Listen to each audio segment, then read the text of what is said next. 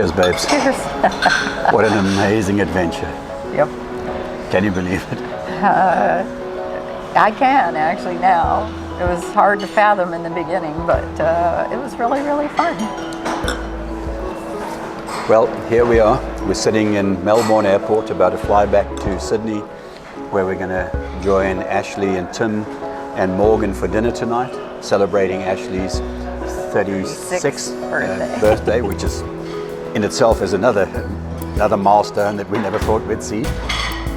But what Kim and I have done is we've spent the last 8 days sitting alongside each other or behind each other on a BMW 1250 GS, and we have just done about 3,500 kilometers on the east coast of Australia.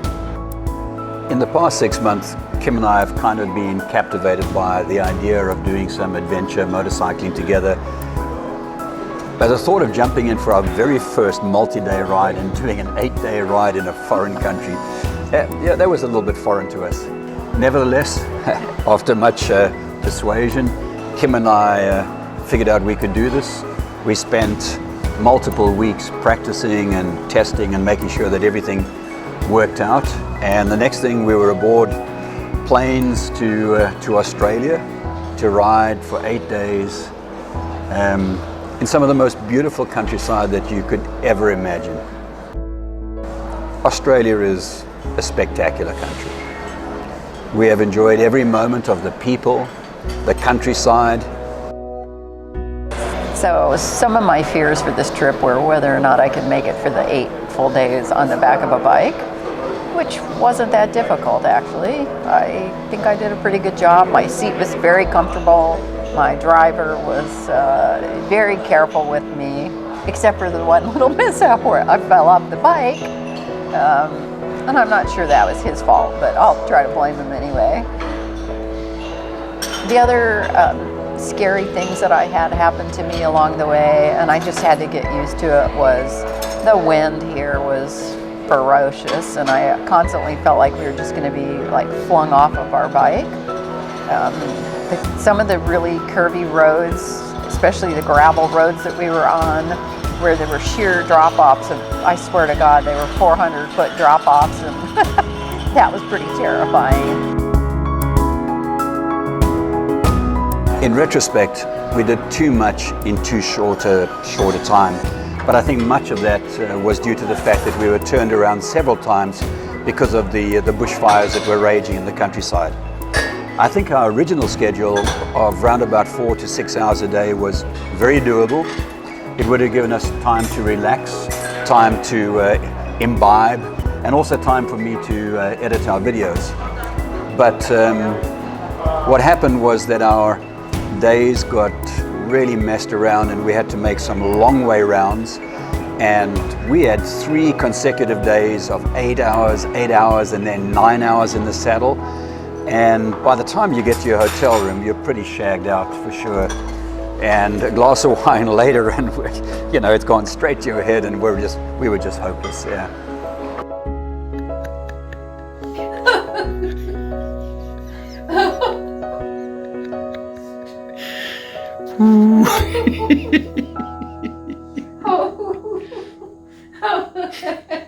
If I could do it again, knowing what I know now, I would build in more time for these unexpected circumstances, these unforeseen consequences.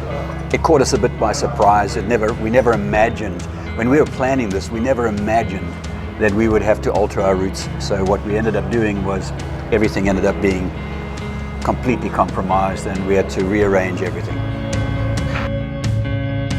It was quite interesting when we first started. The first couple of days there was a bit of bickering between us, which we normally don't do. So that was a bit off-putting. And, you know, we finally kind of fell into a rhythm and tried to realize that we didn't need the little additional stress of being pissed off at each other for one reason or another.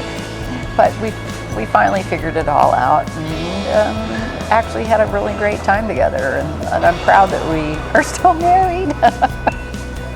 one of the things that we really figured out and improved as the trip progressed was how to pack and unpack every day, and how to get our belongings out of the panniers and into the hotel rooms and back then and pack them in the morning.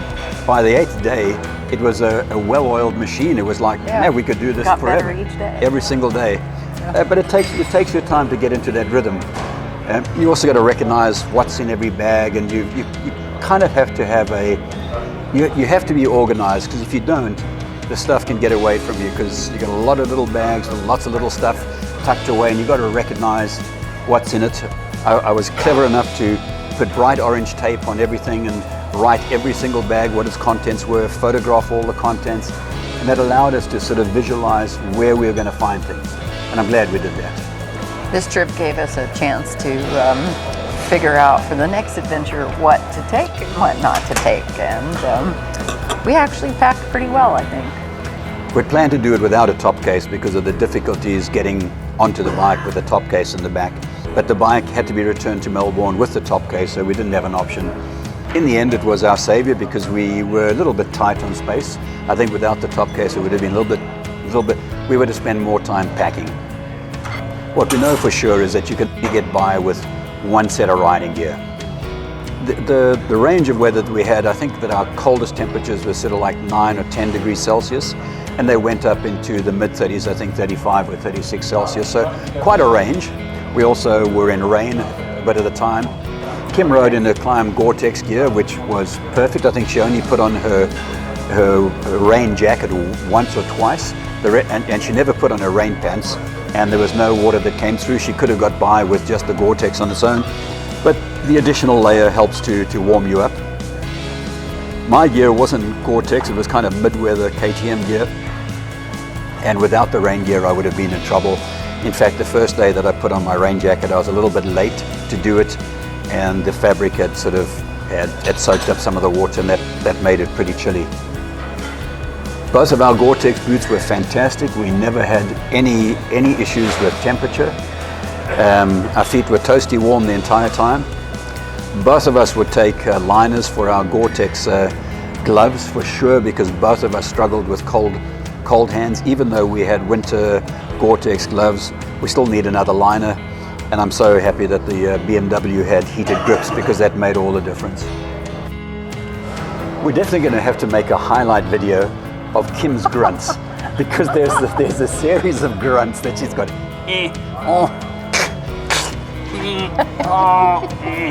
Every time she was getting on the bike or getting off the bike, it was really interesting. It was like Darth Vader speaking in my helmet. It was. I did a lot of crying silently in my helmet on this trip, for sure. No, that was fun. Yeah, but you have to admit that I did. Each day I got better at getting on the bike, right? It was pretty pathetic in the beginning. Yeah. The very first day, the second day, when we'd pull into a hotel or a gas station, I would just quickly scan around, hoping that there'd be nobody there to watch Kim getting on or off, because there was like 15 attempts every time with grunting and crying. But by the time we got to the 8th day, it was just a well-oiled machine. She would just cowboy up, just swing a leg over and sit down, and we're ready to go. Amazing how quickly that changed. Yep. Hey, here's to value sharing, character building. We had a lot of that, a lot of both. Yep. And Kim said she had plenty of character. She didn't need any more character building episodes at all. It's amazing how short married people get with each other when things don't go exactly the way they're planned. Whether it was Google Maps sending us in strange directions, and I was cursing at Kim because I swear that she had typed messed up the directions.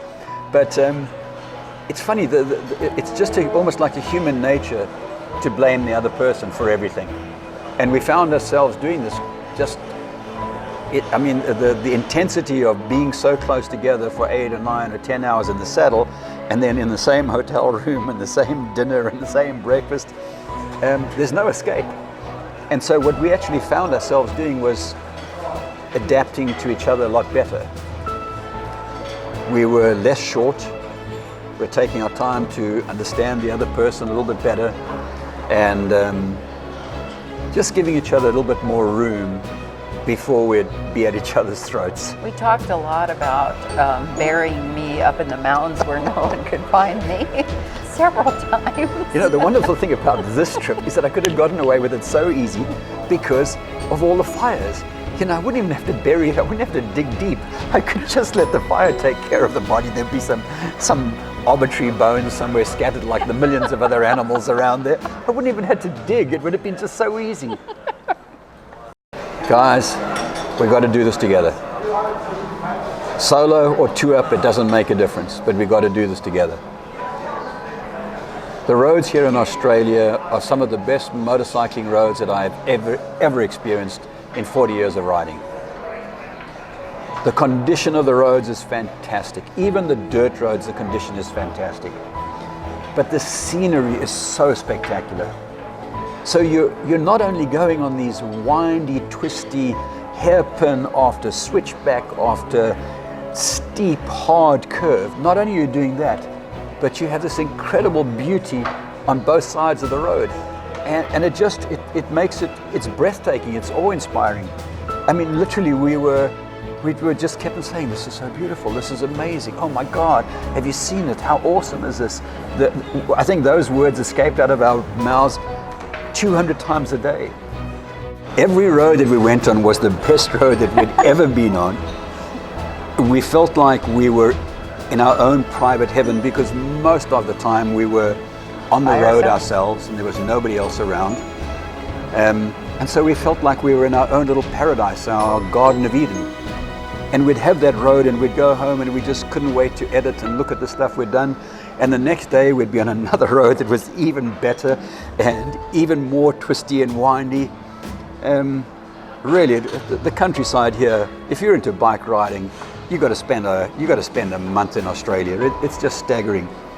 Even our last day, today was supposed to be just all suburban stop-start in traffic all the way to get our bike back to the bike rental place in Melbourne. But in reality, we found this wonderful bypass around the outskirts of Melbourne, and curvy roads again. Beautiful. Yeah, honestly, except for one section between Lakes Entrance and where we turned off to go to Marysville. Apart from that one section of road, every single bit of road was just filled with turns. The best motorcycling roads that I have ever been on anywhere in over 40 years of riding bikes.